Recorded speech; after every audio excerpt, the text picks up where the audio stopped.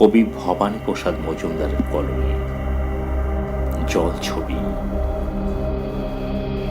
ওই যে হেথায় নদীর বুকে ভাসছে গাঁদা ফুল, ওইখানেতেই ছিল আমাদের প্রাইমারি স্কুল। আর ওই যে বাদিক পানে ভাসছে ছেঁড়া শাড়ি, ওইখানটায় বলি শোনো হয় ছিল আমাদের বাড়ি। বাড়ির পাশেই সবজি বাগান, বিশাল খেলার মাঠ। বাঁদিকে ঠাই এগিয়ে গেলেই দোকান, বাজার, হাট। ওই যে দেখছো নৌকাখানা দাঁড়িয়ে মাঝখানে, ওইখানে কি ছিল সেটা গায়ের সবাই জানে।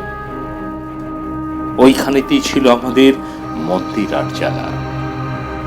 সন্ধ্যাবেলায় বসত সেথায় বয়স্ক পাঠশালা। কাশেম চাচা, মজিদ মিয়া, শ্যামদা, নগেন খুড়ো সারাদিনের কাজের শেষে ক্লান্ত জোয়ান বুড়ো হাজির হতো সবাই সেথায় লেখাপড়ার টানে। পড়ার শেষে মাত্র তারা গল্প, নাটক, গান।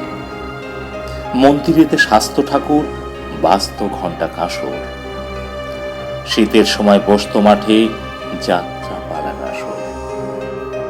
মাঝে মাঝেই তরচা, ঝুমুর, বাউল কবিগান, নকল রফি, কিশোর লতার রাত জাগা ফাংশন।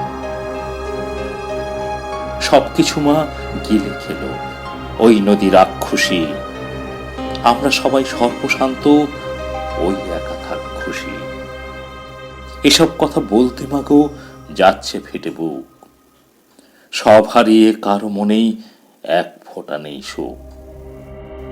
আর কেউ না বুঝুক মাগো, একটু তুমি বোঝো।